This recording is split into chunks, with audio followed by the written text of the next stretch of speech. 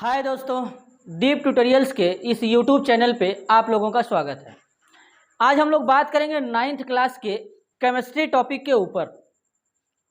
Matter के ऊपर बात करेंगे यार। आखिरकार ये मैटर होता क्या है। पहली बात, अगर हम लिखें सब्सटेंस तो इसका मतलब होता है पदार्थ, और अगर हम लिखें मैटर तो इसका मतलब होता है द्रव्य। आखिरकार ये दोनों एक ही होते हैं कि अलग अलग होते हैं, इसके ऊपर बात करेंगे। ठीक है, तो देखिए मैटर के बारे में बात करते हैं। आखिरकार ये मैटर होता क्या होगा। किसी ने मैटर को देखा होगा या किसी ने नहीं देखा होगा, इसके ऊपर बात करेंगे। देखिए मैटर क्या होता है। हमारे ब्रह्मांड में वो सारी चीजें जिसमें भार होता है, द्रव्यमान होता है, ठीक है, और सबसे अच्छा बात यह होता है कि जो अवस्था परिवर्तन का विरोध करता है उसी को हम क्या कहते हैं, द्रव्य या पदार्थ कहते हैं। ये पहले हम लोग समझेंगे। अब हमारे ब्रह्मांड में वो कुछ भी हो सकता है, कुछ भी मतलब इंसान भी, प्लास्टिक है, रबड़ है, हवा है, पानी है, कुछ भी हो सकता है। आप जहां तक सोच सकते हैं वहां तक सोचिए, लेकिन आप जितना सोचेंगे उसके बाद भी हम लोग बात करेंगे तो कुछ ऐसे भी निकल के आएंगे जो द्रव्य पदार्थ नहीं होते हैं, तो उसके ऊपर भी हम लोग बात करेंगे। तो पहले क्लैरिटी के साथ समझेंगे द्रव्य पदार्थ होता क्या है। अब ब्रह्मांड मतलब पूरे यूनिवर्स की बात कर रहे हैं यहाँ पे, तो मतलब पूरे यूनिवर्स मतलब होल यूनिवर्स में जो भी पदार्थ, पूरे यूनिवर्स में जो भी पदार्थ जिसमें भार होगा, द्रव्यमान होगा और जो अवस्था परिवर्तन का विरोध करेगा उसी को पदार्थ बोलेंगे। ये तीन बात अगर याद रखोगे तो एकदम आसानी से कभी भी कंफ्यूजन नहीं होगा कि ये पहचानने में कि कौन पदार्थ होगा कौन पदार्थ नहीं होगा। देखो, तो पदार्थ या द्रव्य होने के लिए तीन कंडीशन। पहली बात, उसमें द्रव्यमान होना चाहिए, भार होना चाहिए। तीसरा बात, अवस्था परिवर्तन का विरोध करना चाहिए। अवस्था परिवर्तन का विरोध करना चाहिए मतलब अगर हमारे यूनिवर्स में या अपने हम यहाँ पे पृथ्वी पे यानी अर्थ क्रस्ट पे बात करें तो एक लेयर पाया जाता है जिसको हम लोग कहते हैं हाइड्रोस्फीयर। हाइड्रोस्फीयर में केवल पानी पाया जाता है।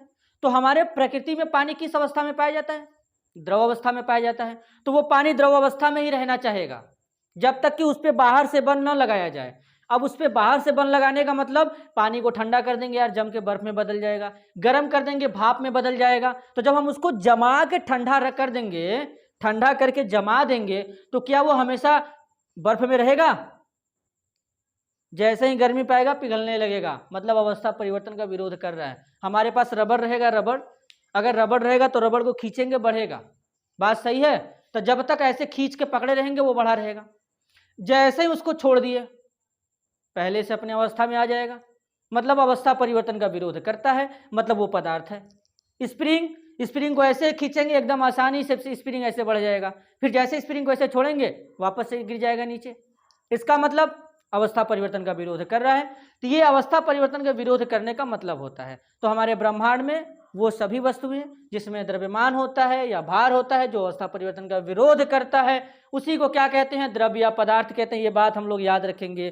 क्लियर हो गया होगा कि द्रव्य या पदार्थ होता क्या है।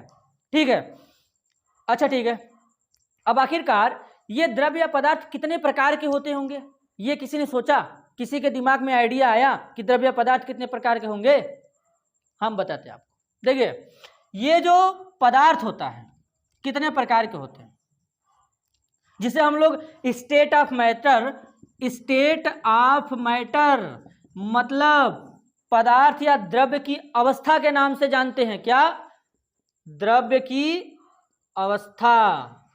अब कौन कौन द्रव्य की अवस्था हो सकता है ये देखते हैं। पहला, ठोस। दूसरा, लिक्विड। तीसरा, गैस। चौथा, बीईसी। पांचवा, प्लाज्मा। पदार्थ का जो अवस्था होता है बेटा वो 10 से ज्यादा होता है, लेकिन यहां पे हम लोग कितना जानेंगे? 5। पहला ठोस, दूसरा द्रव, तीसरा गैस, चौथा बीईसी। पूरा नाम बता देते हैं। बोस आइंस्टाइन कंडेंसेट, पांचवा प्लाज्मा। एक एक अवस्था के बारे में डिटेल में डिस्कस करेंगे, लेकिन उससे पहले अब हम लोग पहचानेंगे कि कौन पहले पदार्थ होगा, कौन पदार्थ नहीं होगा। चलिए एक क्वेश्चन लगाते हैं इसी पे कि कौन पदार्थ होगा, कौन पदार्थ नहीं होगा। पदार्थ किसे कहते हैं समझ में आ गया।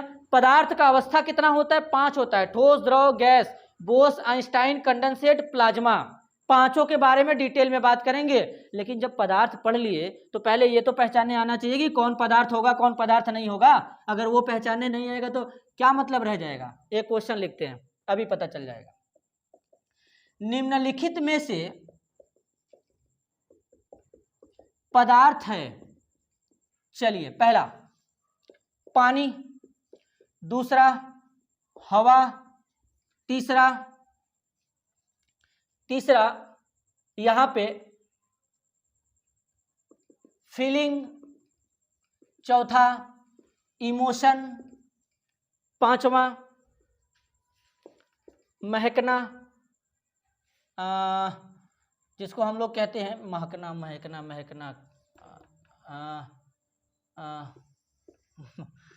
महकना। थोड़ा हिंदी में थोड़ा मोड़ा मिस्टेक हो जाएगा, तो समझ लीजिएगा, ठीक है।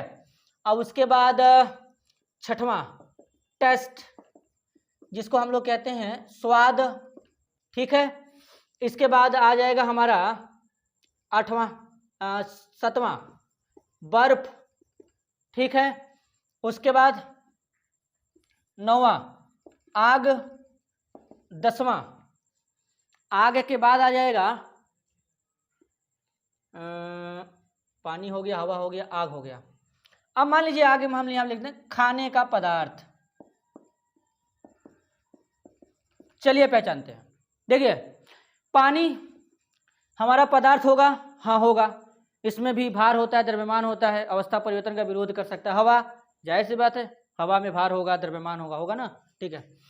अब आते हैं महकना। जैसे हमको कोई चीज़ अगर महकता है, अगर हमें पकवान है, पकवान बनेगा तो महकेगा, तो वो महकेगा, तो वो महकना क्या होता है।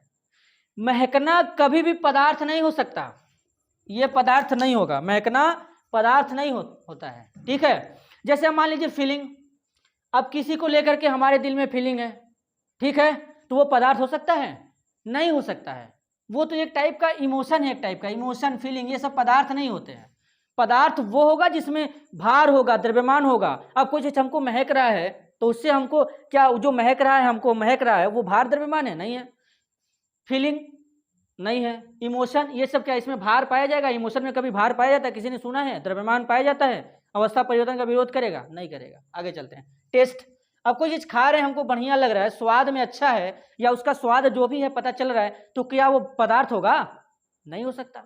बर्फ बिल्कुल पदार्थ होगा, इनमें भार पाया जाएगा, द्रव्यमान पाया जाएगा।